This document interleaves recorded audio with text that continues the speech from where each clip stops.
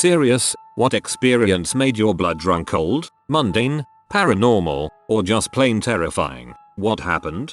When I was a teenager, my friends and I were hacky sacking on my one friend's street around 4 in the morning, tripping face, which probably made the experience worse. All the lights were off in the houses and it was super quiet. Out of nowhere we heard this blood-curdling scream and the light flipped on in a room of one of the houses. I could only describe that scream as someone finding their baby had died. Incidentally, I noticed balloons on their mailbox the following day, like you might put there if you just had a baby. We called 911. The dispatcher told us the people in the home were calling 911 as well and that they were on their way. My friend didn't know those neighbors, so we never found out what happened. It was absolutely horrifying and it still gives me chills to think about it. ETA, I don't think the lady was going into labor. It sounded like straight up terror scream.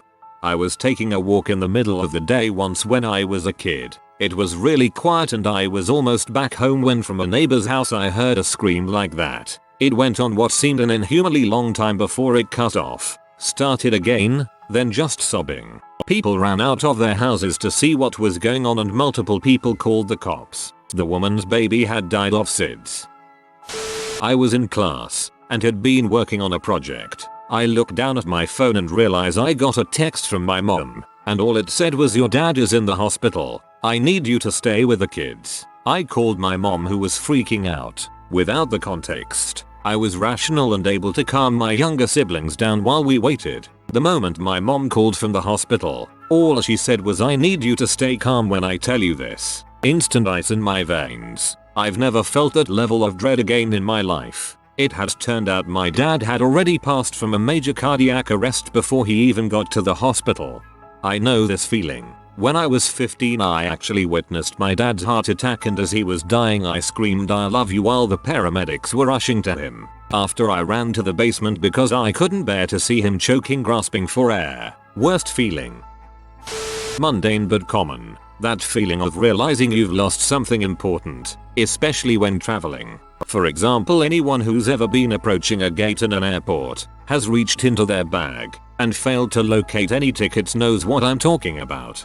On a trip to Italy a few years ago, I misplaced €600 in the wrong pocket on my bag. I was freaking out as it took me 3 hours to find it. Mundane. I went to my child's kindergarten to pick her up. My husband was out of town. There were about 5 children there left. Mine was nowhere to be seen. Child has already been picked up. I've been with this group for an hour and she had already been picked up an hour ago while she was with the other teacher. We have no family in this city. My blood ran cold and had to sit down. The teacher then realized that there was something amiss and went white. Then I started to scream my child's name through the building. It turns out she had wet herself while in the toilet and was ashamed to go out, so she had stayed for over an hour in the cubicle, and the teacher of the next shift had just assumed she had been picked up. Oh, thank God. My kids are 28, 25, and 18, and this type of story still gives me the sweats. Realizing that my mom is starting to go downhill fast. She has terminal cancer and the last couple of months she's started to sleep more and do less. I realized this 2 days ago. I haven't quite come to terms or processed it completely yet. Turning a corner of a hiking trail the same time a black bear is turning the corner. I think we both had the same reaction. Probably too late, but here goes. My grandma had a massive stroke and was in the hospital on life support. She hadn't regained consciousness since she had been found slumped in her armchair earlier that week. My mom and I were at my aunt's house when my mom got a phone call. It was my grandma. She said she was okay and she loved us and she wanted my mom to come to the hospital to be with her. My mom left. I was too young to go into the ICU. She called a while later to tell me that my grandma had died without ever regaining consciousness. It was not physically possible for her to have made a phone call, but the caller had matched the hospital phone number. It still gives me chills thinking about it, because I can't think of any explanation. I worked as a nurse's assistant when I was 17. I took about a month off for winter break, and when I came back, there was a new resident who had been there about since I left. He was bedbound and only occasionally was gotten up into his wheelchair. While doing rounds one night, I went into his room and he begged me to take his socks off. "They haven't taken them off for 4 weeks," he cried. Well, he had some slight dementia and I knew he was probably exaggerating. But hey, the guy wants his socks off. I'll do it, you know. I took off his socks. The skin of his heels literally came off into the sock. He was sobbing in pain. I went from normal to cold and numb to the most white hot rage I'd ever felt in my life. I stormed out and said some choice words to the charge nurse and the other aides on shift. Fun fact, I later had the same guy as a hospice patient when I quit that job and went to a much better home hospice program. His wife had pulled him out and taken him home. These stories made me so angry. Elder abuse is real and very often ignored, since most people don't much like old people. Thank you so much for all you have done to stick up on their behalf. Coming upon a car that had run off the road. Pouring rain, I stopped to check, along with several rig drivers. I had current first responder training at the time. Driver is conscious, minor injuries. Babbling, probably concussed but otherwise okay. Passenger, not so much. She was belted. That was the sad part. Force of the impact with the tree snapped her neck and crushed her chest. I could tell she was gone, but continued with the first response routine anyways until the EMTs arrived. Made my blood run cold to be that close to death. My dad was in a head-on collision once. Tractor trailer forced the other car into his lane and got away. He and the driver of the other car had seatbelts on. Abel survived. The passenger of the other car didn't and died when she was thrown from the car. Always wear your seatbelt. I just had the chance to post this the other day. I ended up posting a different, much less scary encounter. But here's this one. Us kids, 13 yo, 10 yo, 8 yo and 1 6 yo boy, were alone for the night at the hotel, waiting for our parents to get home. And our hotel room got a phone call. Must be mom and dad calling to tell us they are on their way from the bar. Number. It was only like 11 PM anyways. Way earlier than their 3 or 4 AM usual. It was a strange man, using a voice manipulator, who told my 13-yo oldest sister, "I'm going to rape you. You should tell your mom that." And minutes later, a 12-inch wrench was thrown at the sliding glass door. Thank God it didn't break the door, just bounced back. Definitely should have called the cops that time. I'm surprised that out of the 2 couples that were on each side of us, who had also stepped outside with us kids, neither of them called the cops. Told our parents when they got home hours later, but they were drunk. I very clearly remember walking the wrench inside, feeling the weight of it, I am the 10-yo, and shaking it, and my mom's drunk, half-lidded face saying they threw this at our door to break it, to get to us. My sisters and I talked about this later on in life. We don't blame ourselves, but we deeply regret not calling the cops. Our parents were more than just drunk that night. My boyfriend actually, having a night out with the boys, drinking at a buddy's house. One friend starts to get too drunk, saying scary things, trying to fight everyone. They are trying to calm him down and get him to sleep it off. But he somehow manages to get outside and into his car to go home, but instead floors it, runs a stop sign, slams into a parked car causing him to spin and slam into another car. My boyfriend said he ran outside right as it happened, and when he saw how fast he went and how hard he hit, he was certain he was dead. He ran down the road absolutely terrified he would find him dead in the seat. Luckily he was okay. His car however was absolutely totaled. I posted this before but was well late toddy party, so I am reposting here because it is my one and only real paranormal weird things that has happened to me. Years ago I visited a friend who had moved to a small town in northern Canada. We were going camping and meeting some of his friends. We left his place around 7. It was about a 2-hour drive to where we were going. Once you are out of the town limits it gets pretty remote. Very few cars etc. Nothing much between towns except forest. On the horizon we saw bright lights. I was excited as I have never seen the northern lights, and I heard you could occasionally from the area we were in. Anyway, we stopped for maybe 10 minutes and carried on. We eventually pulled into the campground and it was totally dark. No lights, lanterns anywhere. No fires. I thought maybe we went totally wrong spot. Eventually we see a flashlight and hear a tent unzip. It was one of his friends. He thought we bailed, so they went to bed. I looked at my watch because I thought it was a little lame they would be in bed so early, and it was midnight. We lost it conservatively 2 hours, closer to 3. No idea where the time went. We did not stop for more than 10-15 minutes and I am positive we left at 7. Still freaks me out to this day and we have no explanation. When I was 19 I texted my boyfriend, "Wanna get high and go to Texas Roadhouse?" Except I accidentally sent it to my dad, who, as far as I knew, thought I was a super straight-laced kid and would completely lose his crap if he knew I smoked weed. I prepared for the absolute worst. He responded, "Maybe when you're 21. Completely unexpected response. Turns out he was a major pothead and I had no clue. We did end up smoking together a few times years later. Wholesome stoner moment. When I crashed my car back in 2010, I was on a dirt road going about 60. Hey frick it, 9 feet tall, bulletproof and invincible, and I hit a pothole. The back end of the car kicked up and sent the car into a sideways drift. In that instant, it hit me that I was in some serious crap. The primal fear of what I'd just gotten myself into kicked, and I experienced time dilation.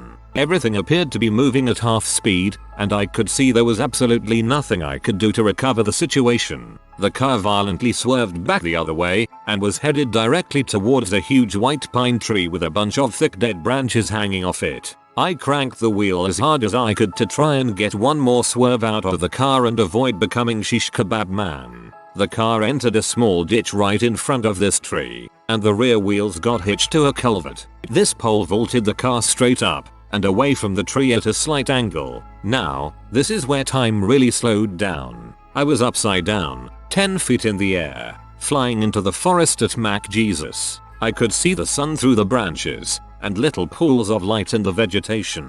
I also saw where I was going to land, on a massive boulder. The slow motion sensation left, and my car smashed into this boulder upside down, crushing in the entire roof. Aside from the driver's side, the car rolled down the boulder and landed right side up. I'm pretty sure I blacked part of this out, but I just remember snapping back into reality convinced I'd been seriously injured. There was absolutely nothing wrong with me, not even the slightest indication I'd just neoed my way around death. My best friend was driving behind me and came sprinting up to the car, also convinced I was dead. He saw me looking around and kicked the door off and started checking for injuries. He told me not to move anything until paramedics got there to assess me. I didn't really register much, aside from how lucky I'd gotten. I didn't really eat or sleep much the next week either. This also happened to be one of the few times I'd ever decided to wear a seatbelt. That, no doubt, saved my life.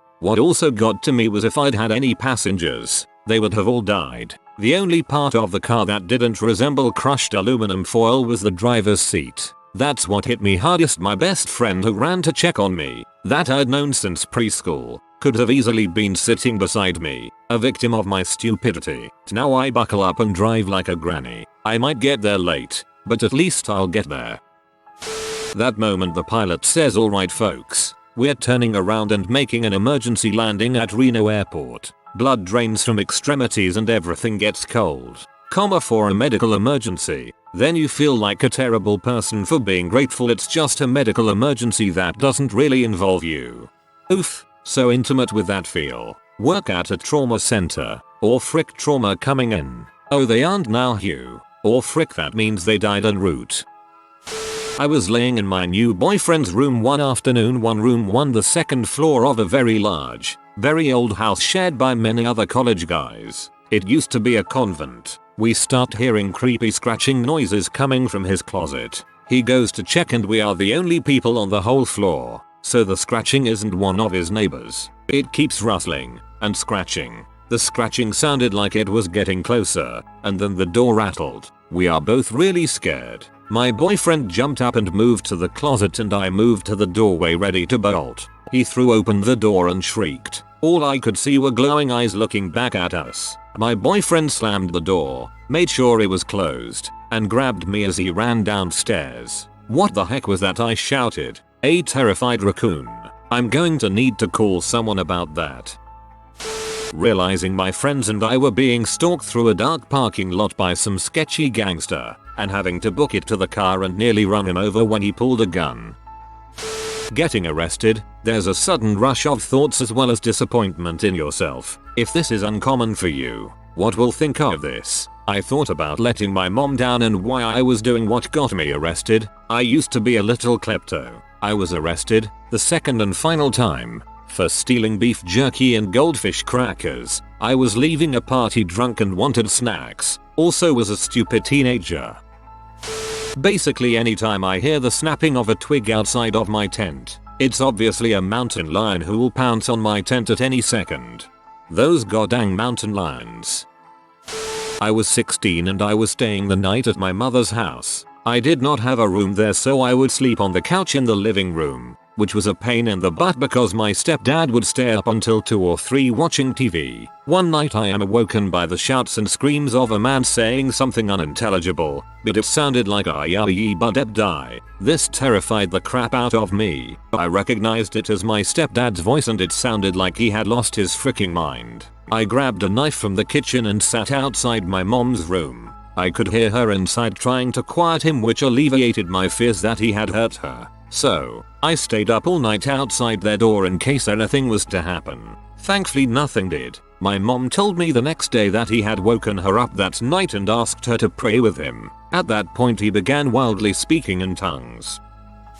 I have a lot, but the one I always come back to is my hallucination. When I was in 4th grade, I had lice. Because of this, I had to sleep on the floor so they wouldn't get in my bed. One night, I woke up at 3 a.m. and rolled over. I was staring under my bed. It was bunk bed and I slept on the top bunk, and decided that was too creepy. I looked up in hopes of seeing something cute staring over the edge of my bed, but instead, I saw a man. He was crouching on my bed, staring down at me with these lifeless white eyes. What I will always remember about him is his skin. It was pale grey and looked papery. It was pulled tight on his thin body. I could see every vein. It was covered in these grey spots that resembled liver spots. I rolled over and refused to look at him for the rest of the night. When I woke up, he was gone. Every time I think of the story, of his empty eyes and his paper skin, I shudder. I'm sure it was just a hallucination, but still, a part of me wonders if he was real.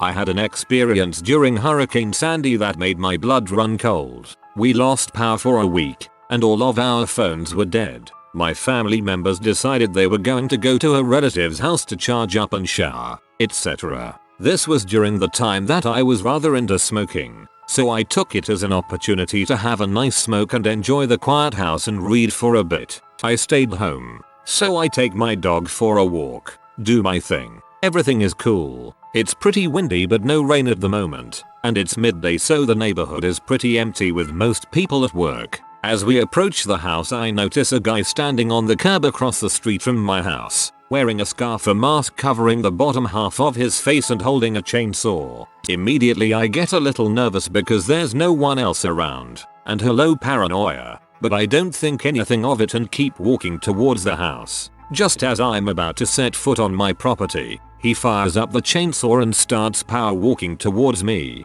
not quite jogging, but brisk, and right at me. I freak the frick out and hustle my poor, old, overweight dog into the house with my heart beating out of my chest. I barely make it and he zips past me into the backyard. At this point I'm freaking out because I have no phone. The house phone is dead, and none of my neighbors are home, and my family isn't supposed to come back for a few hours. I stood midway between the back and front doors of the house armed with a kitchen knife for a good half hour, while my guardian angel dog, who clearly sensed my distress, barked at this chainsaw dude.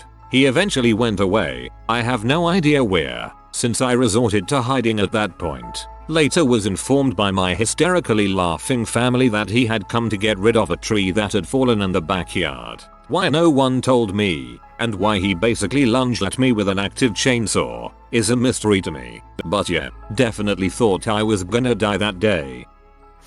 Woke up one morning to my mom calling my name. She had uncovered my bird and discovered him tangled in a mesh I foolishly put in there. His head was completely through one hole and he was upside down, with others tangled around his wings and more of his head. He wasn't moving, or making noise. I immediately felt like throwing up, but I grabbed my razor and started cutting the pieces tied around him. When I finally got his neck free I saw that he was just staring at me, watching me. I breathed such a huge sigh of relief. He didn't leave my side for the next few days and anything that looks like that mesh did. he's terrified of. Losing a loved one is awful, but losing a loved one because of something you did is something I wouldn't wish upon my worst enemy. I'm relieved that this had a happy ending for you. We had our bird for 23 years and he was absolutely a member of the family. Had a couple of close calls with him that scared the daylights out of us. I know that feeling well. I once had a hallucination of someone walking in my kitchen. I could hear them very clearly but couldn't see them. I had just woken up and as I grew more alert the sound grew more distant, but I had a minor freak out when I opened the kitchen door and nobody was there. I regularly have the experience of waking up and thinking, for no logical reason, that someone else is in the room with me or in a room nearby. It freaks me out that I can't remember who it is or when they got there until I finally become alert enough to realize there's no one around. So weird every time. I've posted this a couple of times. My dad lived in a rented house around 20 years ago and used to say he would wake up or come home to the picture of me and my sister turned around or face down. I assumed he was playing a trick and didn't take much notice. Flash forward and I am a domestic builder and get chatting to a customer whose daughter has just bought a house on the street my dad rented the house. It turns out to be the very same house. She said it was a nice house but strange thing kept happening to the pictures being turned around. I used to sell pot illegally to a few friends and one fake friend of a friend. I was having my cereal one morning when I looked out the window and saw a van pull up, out of which came a line of men aiming assault rifles in attack formation. I desperately flushed some pot down the toilet, then got a knee on my neck and I spent that night in jail. 5 years probation, which was fortunately shortened to 3 years by Georgia's governor, Nathan Deal.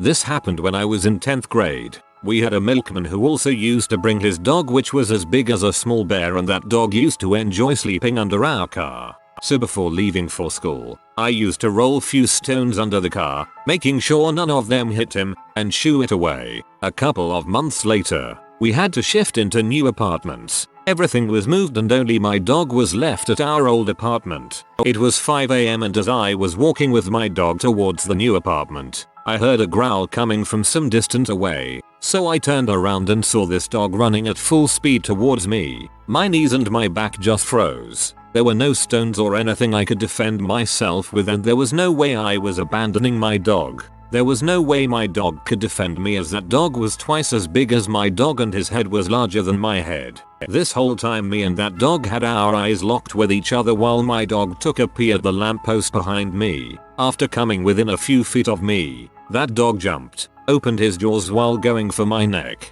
In my head I thought, so this is how I die. Huh. Just as I lost all hope, I saw a black flash in the corner of my eye and the next moment my dog tackled him, throwing him a couple of feet away. But this dog wasn't done yet. He circled behind me and jumped again, going for the back of my neck. But this time my dog got his neck. The next moment was filled with that dog's screams and my dog's growls. He somehow managed to free my dog's grip and ran away with his tail between his legs. Haven't seen that milkman or the dog ever since.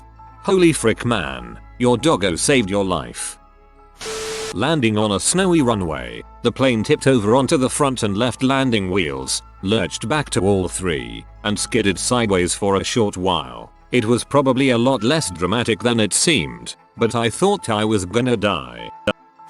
1. My mum, sis and I were at the backyard eating breakfast at the patio thing. At the backyard we have these wires that we use to hang clothes. On one of the wires were 12 hangers, all near each other. Suddenly a hanger at the middle of the 12 starts spinning. It spun slowly, but it was spinning. None of the other hangers spun. There was no strong wind, just the middle hanger spun. We couldn't believe our eyes. My mum asked if we saw what she was seeing. We answered yes and bolted back inside. 2. When I was 9-10 I got pneumonia. My grandmother from another province of our country flew over to watch over my sister and I. My mum was taking the bar exam, which was held in our country's capital. I was admitted to the hospital, and while I was there my gran watched over me. During the first 2 days in the hospital I had a reoccurring nightmare of someone banging on my hospital room door trying to enter. On the third night had the same dream, but this time, the door burst open. A girl, imagine Sadako from The Ring, comes into the room. And I turned to see my grandma, who slept on a couch next to my bed, staring at her too. The Sadako girl leans in close to my gran and I see her whisper to my gran. Then I wake up in a cold sweat. My gran hears my gasp and wakes up too. She asks me what was wrong. I told her nothing, it was just a bad dream. Then she asks me if I saw the girl too. Apparently we had been sharing the same dream for the past 3 nights. In THW morning she has my mum release me from the hospital and bring me home. We later found out a kid in the room next to mine died 2 days after I left. That gave me chills. If you are new to the channel, you can subscribe. I publish new videos every day. Until then, check another video.